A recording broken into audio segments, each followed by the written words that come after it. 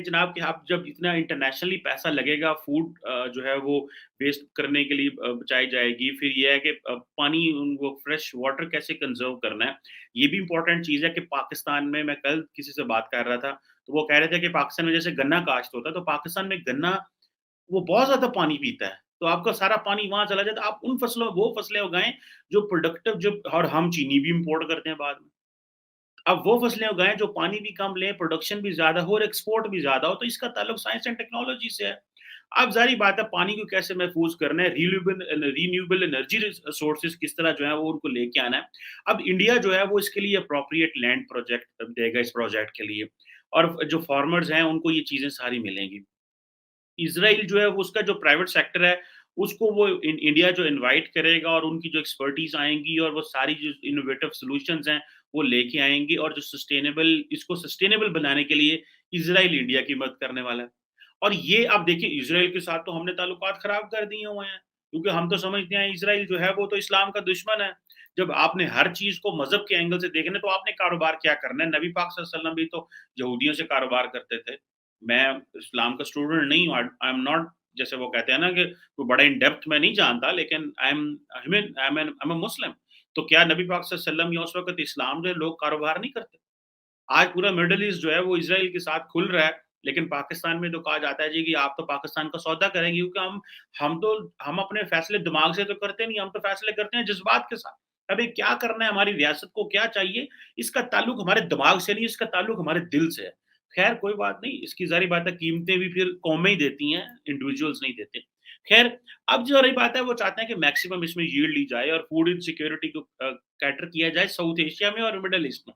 So what the Americans and the Israelis and the Emiratis want कि India को use करो because India has a huge land and India ने अपने आप को कैपिटलाइज भी किया है कि आप हमारे पास पैसा लेके आए, आप इंटीग्रेटेड फूड पार्क। तो आप मुझे ये बताएं, आप मोदी जी के लिए जितनी मर्जी गालियां निकालो, जितने मर्जी जुलूस निकालो, जो मर्जी उनके लिए करो, जब इंटरनेशनल इन्वेस्टर वहां पे आके पैसा डालना चाहता है तो आप क्या कर सकते हैं?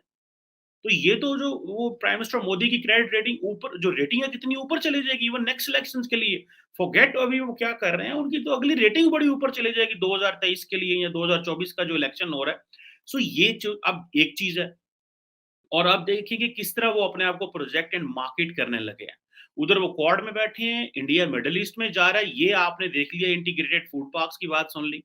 अब आगे सुने क्लीन एनर्जी के लिए जो क्या कर रहे हैं, जो प्राइम मिनिस्टर मोदी की जो होम स्टेट है गुजरात, वहाँ पे वो 300 मेगावाट जो है वो विंड एंड सोलर कैपेसिटी की जो है वो के प्रोजेक्ट्स लगाने लगे हैं, जो कि जो है बैटरी एनर्जी स्टोरेज सिस्टम जिसका होगा।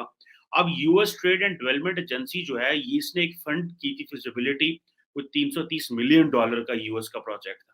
अब इसमें यूएई की कंपनीज भी जो अपॉर्चुनिटीज तलाश कर रही हैं कि हमने ये क्रिटिकल नॉलेज एंड किस तरह हम इसके इन्वेस्टमेंट पार्टनर बन सकते हैं।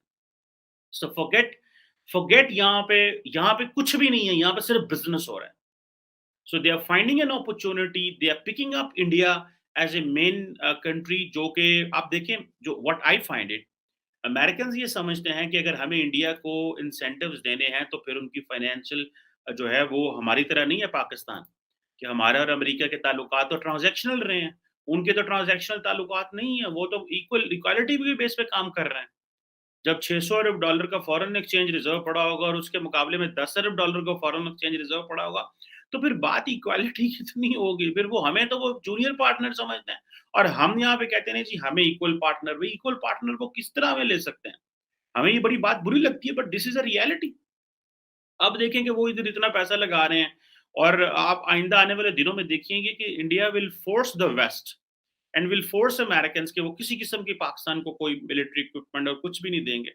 और उसकी वजह ये नहीं कि इंडिया कैन डू इट, उसकी वजह ये है कि Pakistan doesn't have a capacity. हमारी कैपेसिटी के इश्यू है। इंडिया जो करेगा वो तो करेगा, उनका तो काम है। देखें, every countries job is to pursue the national interest. हर एक मुल्क का काम होता है अपना नेशनल इंटरेस्ट